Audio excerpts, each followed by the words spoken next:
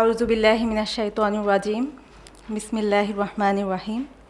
শিউলিমালা academy কর্তৃক আয়োজিত সভ্যতার বিনির্মাণে ভাষার ভূমিকা শীর্ষক প্যানেল ডিসকাশনে উপস্থিত আমাদের আজকের সেমিনারের প্রধান অতিথি আমাদের সকলের শ্রদ্ধেয় শিক্ষক অধ্যাপক মোহাম্মদ আজম স্যার, আজকের অনুষ্ঠানের সম্মানিত অতিথি এবং প্যানেল আলোচক শ্রদ্ধেয় ইফতেখার জামিল ভাই, এবং আজকের আমাদের আরেকজন বিশেষ অতিথি শ্রদ্ধেয় গুলশান আরা ম্যাম।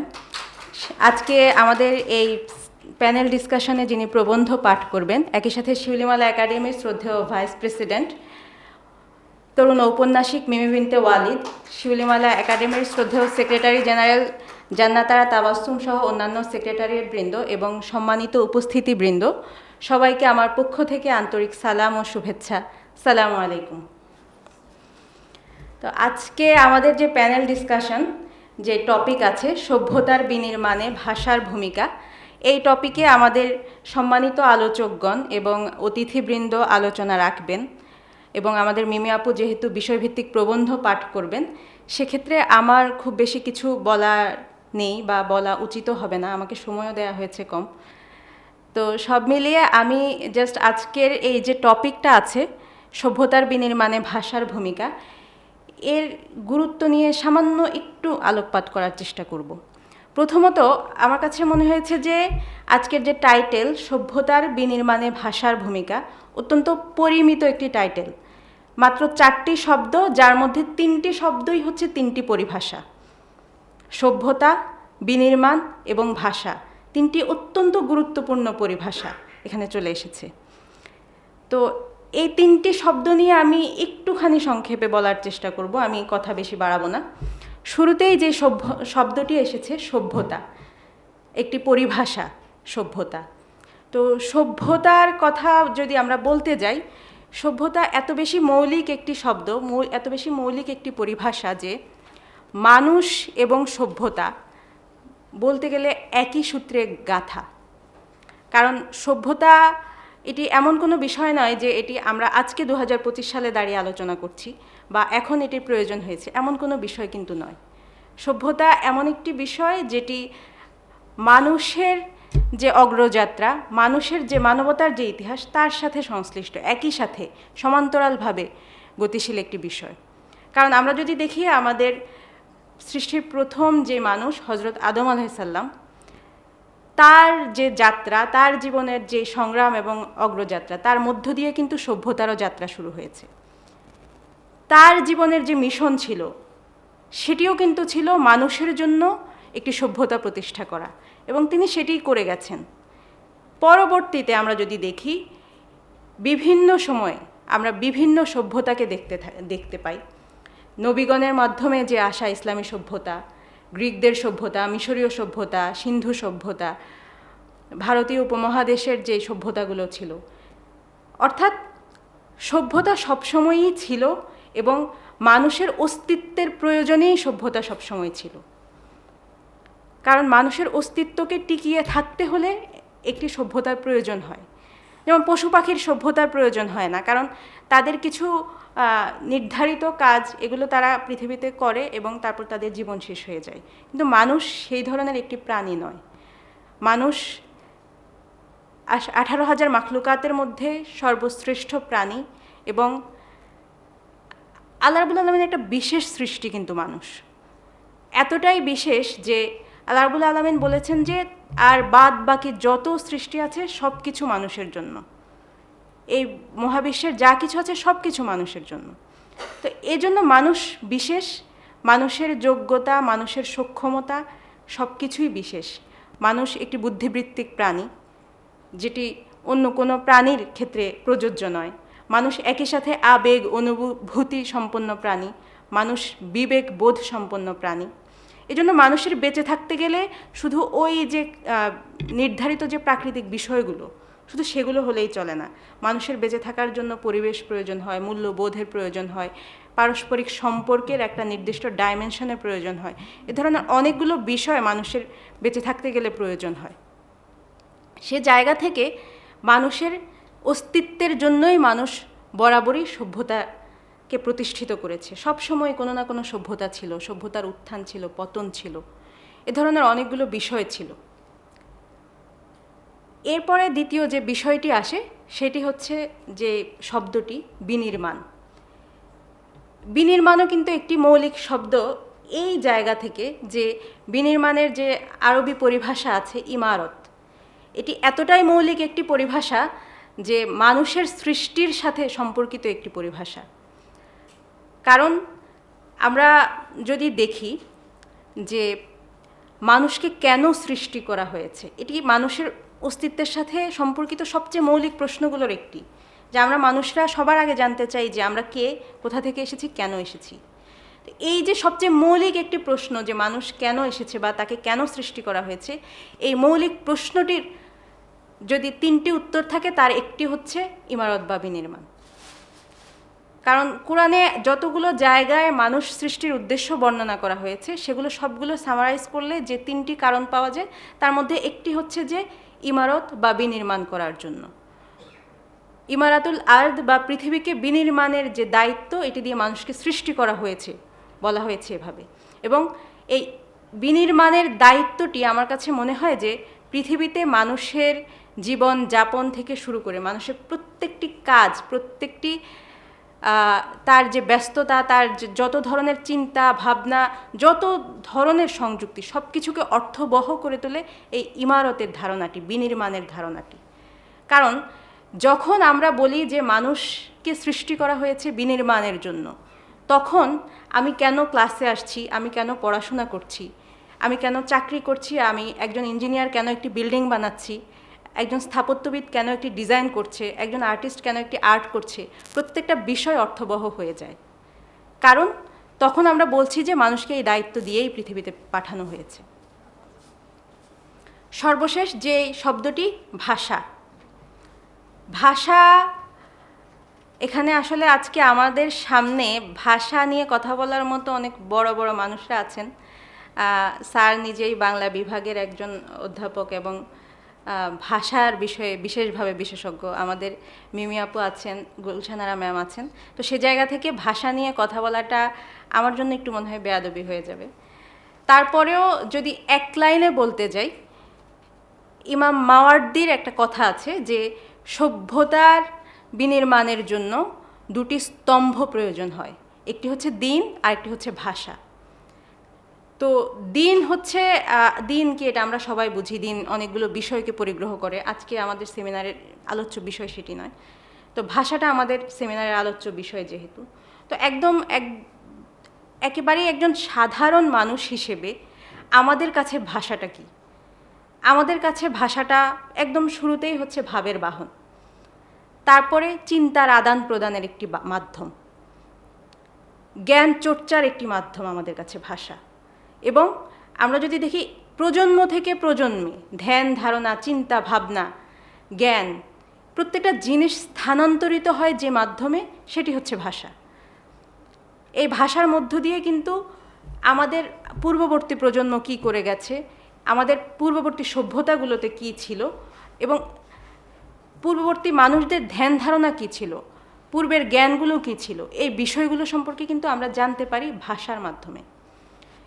যার ফলে ভাষা প্রথমত আমাদের সংস্কৃতির একটি অত্যন্ত গুরুত্বপূর্ণ অনুষঙ্গ, একই সাথে এটি সভ্যতাকে বিনির্মাণের সবচেয়ে গুরুত্বপূর্ণ উপাদানগুলোর মধ্যে একটি। এবং ভাষা জিনিসটা এতটাই গুরুত্বপূর্ণ যে এটি যেমন যারা সভ্যতা বিনির্মাণের কারিগর তাদের কাছে যেমন ভাষা গুরুত্বপূর্ণ, আবার একই সাথে যারা আধিপত্য বা সাম্রাজ্য বা এই ধরনের বিষয়গুলো নিয়ে যারা কাজ করে তাদের কাছেও ভাষা একই রকম গুরুত্বপূর্ণ। এই কারণে আমরা যদি দেখি সাম্রাজ্যবাদের একটা গুরুত্বপূর্ণ হাতিয়ার হচ্ছে ভাষা। এবং আমাদের ভারতীয় উপমহাদেশের ক্ষেত্রে যদি আমরা দেখি, ব্রিটিশরা যখন আমাদের এখানে এসেছিল সেই সময়ে প্রায় 180টার মতো ভাষা এই অঞ্চলে ছিল, নিজস্ব ভাষা, এবং আরও প্রায় 550 মতো উপভাষা ছিল। অর্থাৎ সব মিলিয়ে ধরা যায় যে ছোট বড় 750 মতো ভাষা এখানে বিদ্যমান ছিল। কিন্তু কি হলো, রাতারাতি আমাদের সমস্ত ভাষাকে দমিয়ে রেখে নতুন একটি ভাষা আমাদের উপর চালু করে দেওয়া হলো। যখন মানুষের ভাষাকে বন্ধ করে দেওয়া হয় তখন কিন্তু রাতারাতি মানুষ মূর্খ হয়ে যায়, রাতারাতি মানুষ অন্ধ হয়ে যায়। যখন হঠাৎ করে বলা হয় যে তোমার এই মুখের ভাষা ছাড়া এটি অচল, অন্য একটি ভাষা তোমাকে মেনে নিতে হবে, রাতারাতি কিন্তু মানুষ একদম অন্ধকার একটা মরীচিকার মধ্যে পড়ে যায় যে কোন দিকে যাবে। তো এই জন্য আমাদের এই উপমহাদেশে আমরা দেখেছি যে সাম্রাজ্যবাদী শক্তির সবচেয়ে বড় হাতিয়ারগুলোর একটি ছিল ভাষা। এবং এইখানে সবচেয়ে মজার ব্যাপার হচ্ছে যে এখানে অনেক যুদ্ধ হয়েছে ভাষা নিয়ে, যুগে যুগে বিভিন্ন সময়ে ভাষা নিয়ে অনেক যুদ্ধ হয়েছে, রক্ত ঝরেছে। অথচ ভাষা কি একটি যুদ্ধ করার বিষয়? ভাষা তো একটি সমুদ্রের মতো বিষয়। সমুদ্র যেমন প্রবাহিত হয়, হতে হতে হতে হতে তার পারিপার্শ্বিক আরও অনেক জলধারার সাথে মিশ্রিত হয়, অনেকের কাছ থেকে অনেক কিছু গ্রহণ করে তার প্রবাহের বেগকে বাড়িয়ে আরও সামনের দিকে চলে যায়। ভাষার বিষয়টা কিন্তু অনেকটা এ ধরনের। ভাষা কিন্তু বিভিন্ন ভাষার সাথে, বিভিন্ন ভাষার সংস্পর্শে থেকে বিভিন্ন চিন্তা এবং জ্ঞানের মাধ্যমে আরও বেশি সমৃদ্ধ হতে থাকে, দিনে দিনে পরিণত হতে থাকে। সে জায়গা থেকে যদি বাংলা ভাষার দিকে আমরা তাকাই, বাংলা ভাষা কিন্তু অত্যন্ত পুরনো একটি ভাষা। সেই বৌদ্ধদের সময় থেকে শুরু করে বাংলা ভাষার বিকাশের সূচনা। এরপরে মুসলিম যে সভ্যতা বা ইসলামী যে সভ্যতা ভারতীয় উপমহাদেশে ছিল, সেই সময়টাতে বাংলা ভাষার কিন্তু যথেষ্ট চর্চা হয়েছে এবং যথেষ্ট সমৃদ্ধি সাধিত হয়েছে। সে সময় আমরা যদি দেখি যে রামায়ণ, মহাভারত, ভারতের মতো বাংলা ভাষার যে ঐতিহাসিক গ্রন্থগুলো সে সময় রচিত হয়েছে, আলাউলের পদ্মাবতী সেই সময়ের একটি রচনা। এবং এই সাহিত্যগুলোর দিকে যদি আমরা তাকাই, এতশো বছরের পুরনো সাহিত্য কিন্তু এখনও আজকের এই সময়ে এসে আমাদের মতো খুব সাধারণ পাঠক আমরা যারা খুব ভাষা বুঝি না বা খুব বেশি বাংলা জানি না, আমরাও পড়লে বুঝতে পারি রামায়ণের ভাষা, পদ্মাবতীর ভাষা। তো এই জায়গা থেকে প্রমাণিত হয় যে বাংলা ভাষা সেই সময়ে অত্যন্ত সমৃদ্ধ একটি অবস্থানে ছিল এবং বিকাশের খুব উচ্চ একটি শিখরে ছিল। কিন্তু পরবর্তীতে এই ভাষার সাথে কি হয়েছে, সংস্কৃতকে ভাষার জননী বানিয়ে ভাষার বয়সকে কমিয়ে দেওয়া হয়েছে। আসলে হঠাৎ করে যদি মানুষের বয়স কমে যায়, তখন কিন্তু তার যে ম্যাচিউরিটি সেটিও কিন্তু কমে যায়।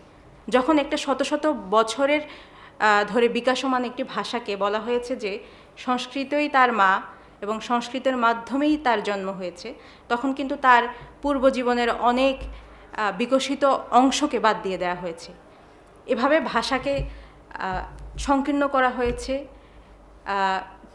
দুর্বল করে দেওয়া হয়েছে। তো এই বিষয়গুলো নিয়ে আমাদের শ্রদ্ধেয় আলোচকগণ আলোচনা করবেন। আমি মনে করি যে আজকের এই সময়ে এসে এই বিষয়টি খুব গুরুত্বপূর্ণ হয়ে উঠেছে এই কারণে যে আমি আগেও বলেছি যে বাংলা ভাষা অত্যন্ত সমৃদ্ধ একটি ভাষা এবং এর ইতিহাস অনেক পুরনো ইতিহাস। তো আমাদের জাতি হিসেবে আমাদের জন্য এটি একটি সম্পদ। ভাষার মতো মৌলিক একটি বিষয় আমাদের আছে, যার ইতিহাস এত পুরনো এবং এটি অত্যন্ত সমৃদ্ধ একটি ভাষা। পৃথিবীর বিভিন্ন ভাষা থেকে শব্দভাণ্ডারকে ধারণ করেছে বাংলা ভাষা, করে এটিকে একটি সমৃদ্ধ ভাষায় পরিণত করেছে। এটি একসময় জ্ঞানের ভাষা ছিল। কিন্তু আজকের এই সময় এসে আমরা যদি দেখি, আমরা যখন বিভিন্ন বিষয় নিয়ে আলাপ করতে যাই, তখন শব্দ নিয়ে আমরা সংকীর্ণতায় পড়ে যাই। যেমন আখলাক একটি শব্দ, আমাদের সভ্যতারই শব্দ, শত শত বছর ধরে আমাদের সাথে মিলেমিশে থাকা একটি শব্দ, একটি পরিভাষা। এটি বাংলার সাথে মিলেমিশে বাংলা ভাষারই শব্দ হয়ে উঠেছিল হয়তো। কিন্তু যখন আমরা সেই আখলাককে ইথিক্স দিয়ে ট্রান্সলেট করলাম, অনুবাদ করলাম, তখন আখলাক একটা অত্যন্ত বিস্তৃত ধারণা ছিল। এই বিস্তৃত ধারণাটি এসে ইথিক্সের একটা ছোট পুকুরের মধ্যে পড়ে গেল। আখলাকের সমুদ্র থেকে এসে যখন আমরা ইথিক্সের পুকুরে পড়ে গেলাম, তখন এসে আমাদের জীবন থেকে এরকম আরও অনেক গুরুত্বপূর্ণ মূল্যবোধ, আখলাকের যে বাদবাকি অনুষঙ্গগুলো ছিল এগুলো বাদ দিতে হয়েছে। সেগুলো আমাদের সভ্যতাকে প্রভাবিত করেছে, আমাদের সভ্যতার ধারণাকে প্রভাবিত করেছে, আমাদের নিজেদের ধ্যান ধারণা, ব্যক্তিত্ব সব কিছুকে প্রভাবিত করেছে। এই ধরনের আরও অনেক শব্দ যেগুলো ভাষার বিবর্তনে, ভাষাগত আগ্রাসনের কবলে পড়ে সংকীর্ণ হয়ে গেছে, এবং সেই সংকীর্ণতা আমাদের সভ্যতাকে, আমাদের চিন্তার জগতে, আমাদের ব্যক্তিগত, আমাদের ভেতরের জায়গাগুলোকে দুর্বল করেছে, সংকীর্ণ করেছে। তো এই জায়গা থেকে আমাদের জন্য ভাষা নিয়ে কথা বলাটা, এবং অবশ্যই সেটি যে সভ্যতার একটি গুরুত্বপূর্ণ অনুষঙ্গ, এবং সভ্যতাকে বিনির্মাণের ক্ষেত্রে ভাষা যে অত্যন্ত গুরুত্বপূর্ণ একটি বিষয়, সেটি আজকে জরুরি হয়ে উঠেছে। যেমন আজকে আমরা যখন বিনির্মাণ শব্দটা বলছি, নর্মালি নির্মাণ বললে আমাদের কাছে এখন এরকম হয়ে যায় যে আমরা ভবন নির্মাণ করব, ইট পাথর এতটুকু চলে আসে। কিন্তু এই যে বিনির্মাণ দিয়ে যে গোটা একটা দুনিয়াকে বিনির্মাণ করা যায়, গোটা মানব সভ্যতাকেই যে বিনির্মাণ করা যায়, গোটা মানব সভ্যতাই যে বিনির্মাণের একটি বিষয়, এই ধারণাটি চলে যায়। যেমন আমাদের আরেকটি ভাষা ছিল আমানত। এখন আমাদের কাছে আমানত বললে মনে হয় যে আমি কারো কাছে টাকা ধার দিব, সেই টাকাটা আবার সঠিক সময় আমাকে ফেরত দেবে। আমানত মানে আমাদের কাছে এখন মনে হয় এরকম। কিন্তু আমানত হচ্ছে এমন একটি পরিভাষা যেটি আমাদের সাথে পৃথিবীর সম্পর্ককে আল্লাহ রাব্বুল আলামিন সংজ্ঞায়িত করেছেন আমানতের মাধ্যমে। তিনি বলেছেন যে মহাবিশ্বের সাথে মানুষের যে সম্পর্ক, সেই সম্পর্কের ভিত্তি হচ্ছে আমানত। সে জায়গা থেকে দেখলে গোটা দুনিয়া, এই মহাবিশ্ব, মানুষ, আমাদের পারস্পরিক প্রতিটি সম্পর্ক, আমরা প্রতিনিয়ত যতগুলো বিষয়ের সম্মুখীন হই, প্রাকৃতিক হোক, সেটা কৃত্রিম হোক, যে বিষয়গুলো আছে প্রত্যেকটা বিষয়ের সাথে আমানত সম্পর্কিত, প্রত্যেকটা বিষয়ের সাথে আমরা আমানতের বন্ধনে আবদ্ধ। কিন্তু সেই পরিভাষাটিও আমাদের কাছে ক্ষুদ্র হয়ে গেছে, যার কারণে পৃথিবীকে বিনির্মাণের যে ধারণা, মানব সভ্যতাকে বিনির্মাণ যে আমাদের একটি দায়িত্ব ছিল, সেটি যে আমাদের কাছে এক ধরনের আমানত ছিল, এই দায়িত্বটি, সেই বিষয়টি থেকে আমরা দূরে সরে যাই। যখন এই আমানত পরিভাষাটি আমাদের কাছে ছোট হয়ে গেছে, তখন আমরা ভুলে গেছি যে পৃথিবীটা বিনির্মাণ করা, পৃথিবীতে মানব সভ্যতাকে টিকিয়ে রাখা, মানব সভ্যতাকে শুধু টিকিয়ে রাখা না, সামনের দিকে এগিয়ে নিয়ে যাওয়া, প্রতিনিয়ত এর ডেভেলপমেন্টের জন্য কাজ করা, এটি আমাদের দায়িত্ব ছিল, এবং সেই দায়িত্বটা আমার কাছে আমানতের মতো। এই বিষয়গুলোর থেকে কিন্তু তখন আমরা দূরে সরে আসি। বর্তমান পৃথিবীতে সবচেয়ে বড় সভ্যতা বিশারদ যাকে বলা হয়, এই যুগে এসে, এই পৃথিবী, মালিক বিন নবী, তিনি একটি কথা বলেছিলেন যে মানুষের সাথে সংশ্লিষ্ট প্রতিটি চিন্তা এবং প্রতিটি কথাই আমাদেরকে সভ্যতার দিকে নিয়ে যায়।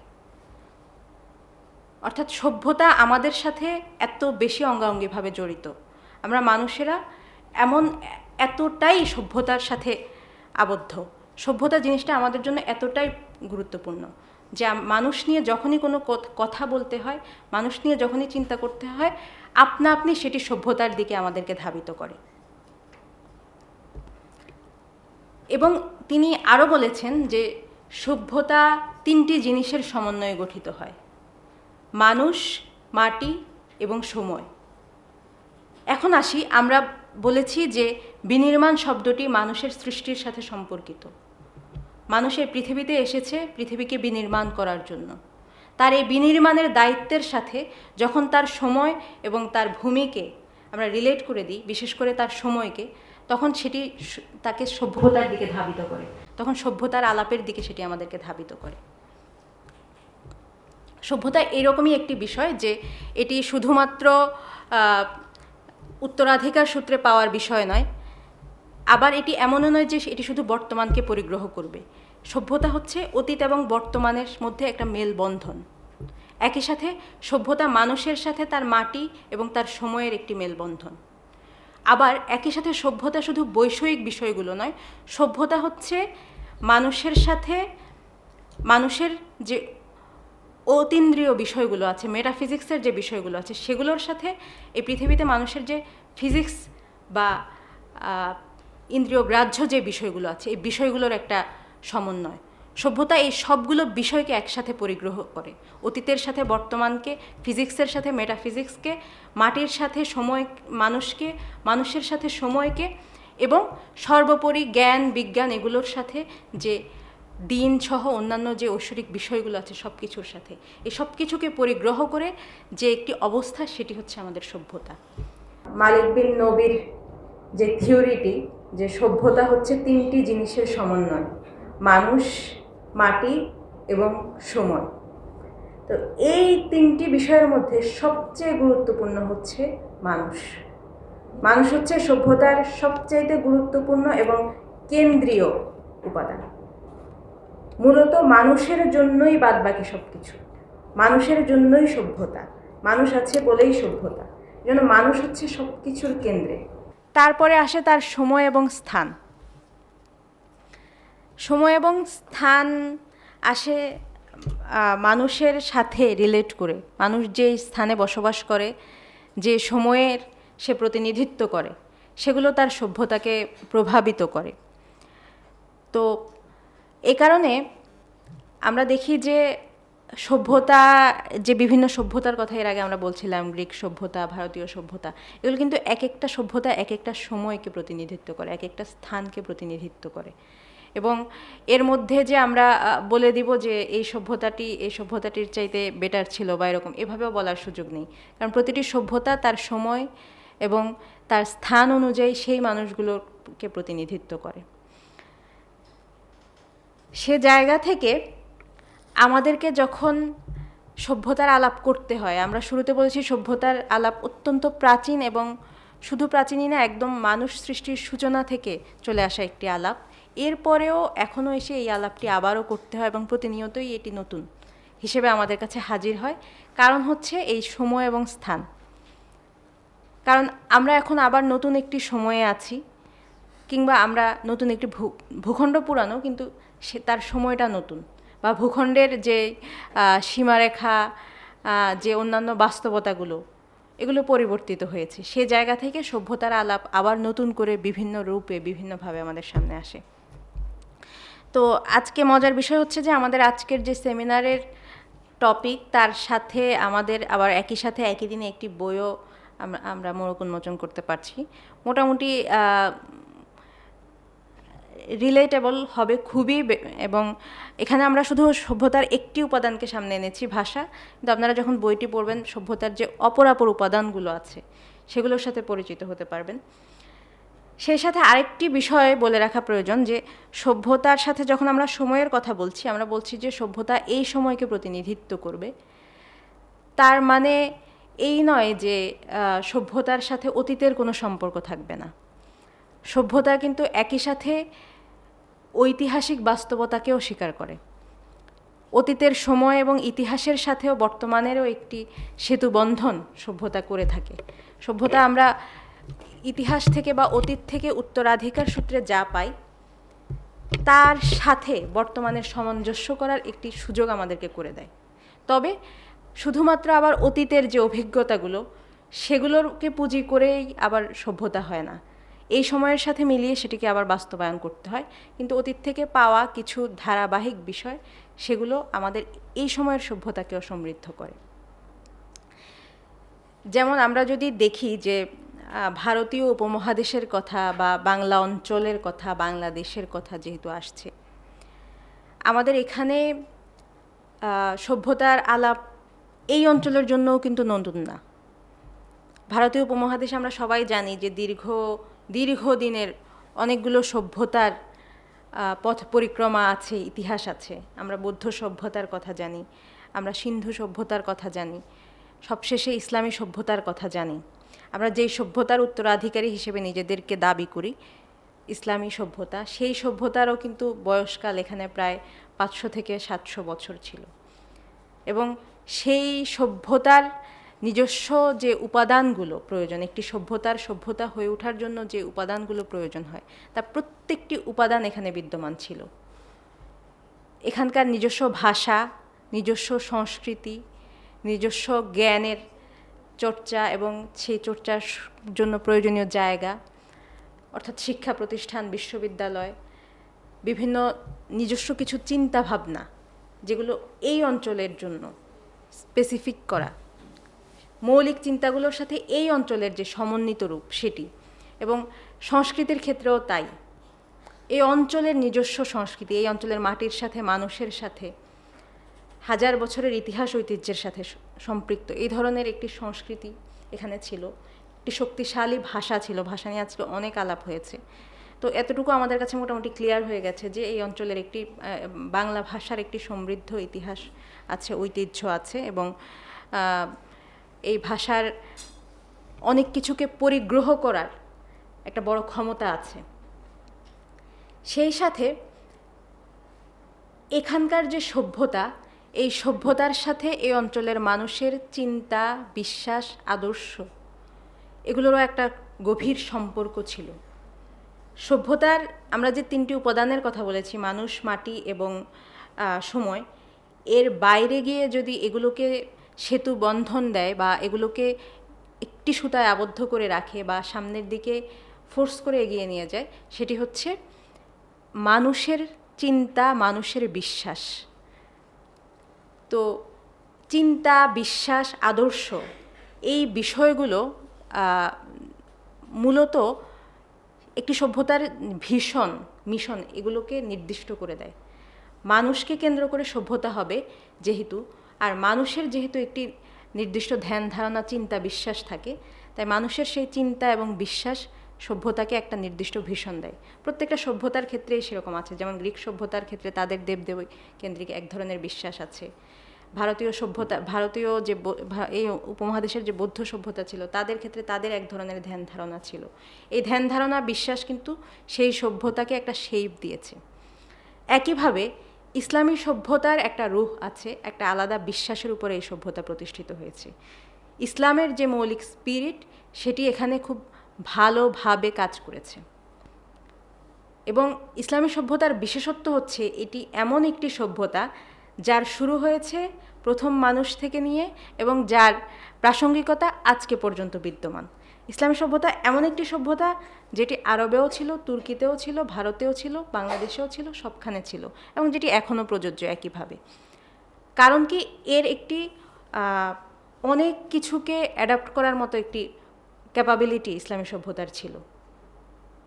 বিশ্বজনীনতা এবং আঞ্চলিকতা দুটোকেই গ্রহণ করার একটা বড় স্পেস ইসলামী সভ্যতা দেয়, যার কারণে ইসলামী সভ্যতা সবসময় প্রাসঙ্গিক হয়ে যায়। এবং স্যার আজকে বলছিলেন যে আমাদের মধ্যে একটু ইসলামিক ঘরানার ব্যাপারটা আছে।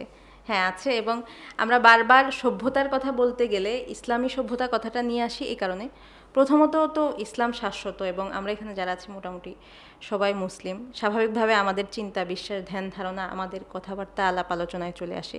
দ্বিতীয়ত যে বিষয়টি, সেটি হচ্ছে যে ইসলামের একটা অন্যতম স্পিরিটই হচ্ছে সভ্যতায়ন। ইসলামী এমন একটা দিন যেই দিনের স্পিরিটের মধ্যে সভ্যতা রিলেটেড। ইসলাম দিন হিসেবেও সভ্যতাকে পরিগ্রহ করে, যেটা অন্য ধর্মগুলো সাধারণত সেইভাবে করে না। তো যার কারণে আমরা নিজেদেরকে ইসলামী সভ্যতার সন্তান বলি এবং আমরা মনে করি যে ইসলামী সভ্যতার সন্তান হিসেবে আমরা ভারতীয় উপমহাদেশে যখন আমরা আবার একটি নতুন সভ্যতার কথা বলতে চাই, বাংলাদেশে আবার সভ্যতার পুনর্জাগরণের কথা বলতে চাই, তখন ইসলাম খুবই প্রাসঙ্গিকভাবে আমাদের কাছে আসে এবং সেটি কাজ করে যায়। এখানে থিওরিটিক্যালিও এখানে এটা কাজ করে। এটা এমন কিছু না যে আমরা জোর করে এনে বসিয়ে দিচ্ছি। সভ্যতা কিন্তু এভাবে বসিয়ে দেওয়া যায় না, জোর করে এনে। অনেক বয়স্ক একটা গাছকে যেমন এক জায়গা থেকে উপড়ে নিয়ে আরেক জায়গায় লাগিয়ে দেওয়া যায় না, সেটা মরে যায়। সভ্যতাও ওরকম, এক জায়গা থেকে উপড়ে নিয়ে আরেক জায়গায় লাগিয়ে দেওয়া যায় না, সেটা সেই মাটিতে বিকশিত হয়। আর এইখানকার মাটিতে, এখানকার সভ্যতাকে যদি বিকশিত হতে হয়, সেটা অবশ্যই এই অঞ্চলের মানুষের বিশ্বাস, চিন্তা, আদর্শ এবং এখানকার হাজার বছরের সংস্কৃতি, আমাদের নিজস্ব ভাষা, এগুলোর মধ্য দিয়ে হতে হবে। আমাদের ভাষা এখানে আমরা আমদানি করে বাইরে থেকে একটা ভাষা এনে যদি জোর করে বসিয়ে দিই, তাহলে কিন্তু সভ্যতার বিকাশ এগুবে না, পিছিয়ে যাবে, যেটি আমরা ঔপনিবেশিক সময়ে দেখেছি। যে বললাম, ঔপনিবেশিকতা আমাদের অগ্রযাত্রাকে এগিয়ে দেয়নি, পিছিয়ে দিয়েছে। কারণ সে ঔপনিবেশিকতা বা সাম্রাজ্যবাদ যেটি করেছে যে আমাদের যা কিছু আমাদের নিজস্ব ছিল, আমাদের নিজস্ব ভাষা, আমাদের নিজস্ব সংস্কৃতি, যেটা এই মাটির সাথে, মানুষের সাথে এবং মানুষের চিন্তা, বিশ্বাস এবং আদর্শের সাথে সামঞ্জস্যপূর্ণ ছিল, সেটির পরিবর্তে বাইরে থেকে এনে অন্য অঞ্চলের সংস্কৃতি, অন্য অঞ্চলের ভাষা এবং অন্যদের ধ্যান ধারণাকে আমাদের উপরে চাপিয়ে দিয়েছে। যার কারণে সেই ভাষা, সেই সংস্কৃতি আমাদেরকে যতটা না এগিয়েছে তার চেয়ে বেশি পিছিয়ে দিয়েছে। তো এই জন্য আমরা যখন আজকে আবার সভ্যতার কথা বলছি, আজকে আবার সভ্যতার পুনর্জাগরণের কথা বলছি, তখন আমাদেরকে আমাদের নিজস্ব ভাষা, নিজস্ব সংস্কৃতি, নিজস্ব ইতিহাস, নিজস্ব ঐতিহ্য এবং নিজেদের পূর্বপুরুষদের রেখে যাওয়া মিরাস, একই সাথে আমাদের যে ধ্যান ধারণা, আমাদের যে বিশ্বাস, আমাদের যে দিন, সেগুলোকেও সামিল করে তারপর সামনের দিকে চিন্তাভাবনা করতে হবে। সবাইকে আবারও অনেক ধন্যবাদ। আসসালামু আলাইকুম।